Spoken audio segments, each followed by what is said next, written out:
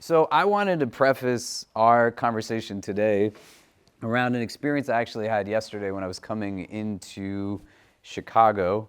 I live in New York City, and I took off from New York probably in the latter part of the day, right around when Maghrib was about to come in, is when my flight was going off. And there was a young man, probably about 10 or so years younger than me. So he's not a teenager, but also, we have a substantial age difference. But his interaction with me was something that he identified. We had met at a program I had spoken at some years ago, probably about 10 or 12 years ago, in a different state. And he recognized me from there and wanted to just come and say salam. And so I said to him, "Are we on the same flight?" And he said, "Yes, I'm going to Chicago also." And then I asked him for food recommendations in the area because I was going to land pretty late, and I don't know where anything is geographically in Chicago. And then when we got off of the flight, he found me and he, mashallah, had said, "I thought of a bunch of suggestions for you." And I said, "It's very kind of you." And then one thing led to the next, and we actually ended up going to eat dinner together at an Afghan restaurant close by to the hotel I'm staying at called Kabul Kebab, if any of you have been to it or not. It's really good. You should go to it if you like Afghan food. And a lot of our conversation in the onset, from the car ride from the airport over, was about different things, but we found a commonality in he had grown up interested in certain books and various things, and I similarly. And in the midst of our meal now, as we kind of went through a bunch of different things, this man who's probably like 30, 32 years old said to me, "I had a couple of questions if you're okay with me asking you." And I said, "Of course." And he said, "If you're not comfortable, don't worry about it." And I said, "No, I'm fine. We can talk about whatever you'd like." And he began to describe very vividly then an experience he had professionally that left him just deeply exhausted. And he started to identify how he felt fairly isolated. The experience was rooted in a challenge that he found himself in the midst of that at that time was just very much a conversation amongst many Muslim communities. This was a person who worked in kind of data privacy as legal counsel for a company whose name is not important, but eventually what came up for him was that one of their clients was this very popular application. And if you remember, they had been selling data to the government on their users. And he went into this inward conundrum that I'm a Muslim working at this company that is connected now to this app that I'm in. Social media, WhatsApp groups, everybody I know is talking about how this is the most horrendous, horrible thing. His name wasn't attached to any of it. It's creating now for him a moral dilemma. And he's in a place where he feels very constrained. Every time he hears something, it's just eliciting now, again and again, the same thoughts, again and again and again. And he goes on to say, "I wrote these memos, I identified these challenges to my employers, I've spoke to different people that I take as confidants." And this was years ago, it wasn't last week. And as we're eating dinner, we're sitting at a booth that probably has the distance of this table. And the whole time he's laughing, he's joking, we're having kind of conversation. But now as he's talking about this, his eyes are just fixated in some place, gazing at really nothing. He went from sitting up to kind of being in this kind of crouched place. And I responded to him saying, "Where can I be helpful?" before I just kind of threw words at him. He said, "I don't even know." And in his own vulnerability, he started to unpack and he said, what are things I can learn from this? What am I supposed to take away from it?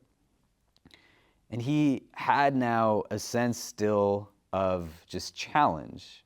It was a conflict that he had. And so what I said to him was, look, if you're looking to learn, you want to recognize that most things are not necessarily seen just in one perspective. You see it, I see it, but all of you see it differently. And we can see it on 360 degrees of perspective, on almost an infinite number of planes. And what exhaustion and stress does is have us see it myopically. Your emotional intelligence allows for you to kind of grow as a person because you can learn about yourself if you're open to understanding that there's still things to learn. And I said one of the things that you learn is through your emotional responses, what's important to you, what are your values? He said, what do you mean? And I was like, well, what if you didn't get agitated and riled up? What if you were just very indifferent towards it? What if you said, who cares? It's not really about me. I'm just making money here. Wouldn't that be a lot worse? Versus your emotional agitation is telling you you're not comfortable with this. You see it as an inequitous practice. Your heart is telling you what's actually important to you. He said, I never thought about it that way. And he kind of moved from here to like sitting like this a little bit. And then as we continued to process it and talk about different things, I said to him, do you understand that most of what I'm saying to you is what you said to me, but just back to you so that you could hear it differently? And he said, yeah. And I said, how long have you been sitting with some of these things? And then he went on to tell me about how at a very young age, all of a sudden his father had died unexpectedly. And it was right around the same time that he had an aunt who had been diagnosed with a terminal form of cancer. He had other people in his lives that were also just all of a sudden getting diagnosed with things. It's a lot simultaneously, all at once. And we talked about how emotions can create memories to them. That when you feel something innately, your mind will attach a memory to a feeling. And that he, likely as he's experiencing some of this, is also reliving a lot of what it felt like as a young person to be in that state of disarray. So he kept saying to me, I feel so guilty, I feel so guilty. And I said, if you tell yourself 20 times a day you are something, then you're going to believe that's what you are. And it's not that that's the only thing that you are, but it's likely one of many things that you're feeling. Sadness, confusion, all of this kind of stuff. And at the end, he said, I've never thought about it like this. I go to a therapist, I go to a counselor, I talk to my local Imam, but I've never framed it in these ways before. And I said, that's not a bad thing. All these people play different roles, but understand the importance of an objective space where somebody's just listening empathetically. We did this only for 20 minutes. It didn't take a lot of your time. It didn't necessitate us having to be in the midst of a controlled environment, an office place where you're separated. We're sitting in a restaurant surrounded by people, but you're still able to have openings in certain ways.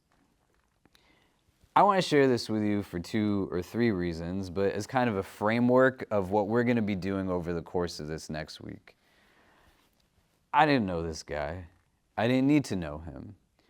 But my ability to be able to sit with him and what we're going to distill through this are practical skills in whatever field you endeavor to go through.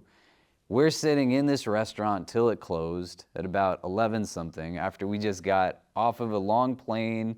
We sat in an Uber that, because exits were closed on the highway, took us, rather than 30 minutes, an hour and 15 minutes. And the driver had the heat cranked up like crazy, so it was very uncomfortable.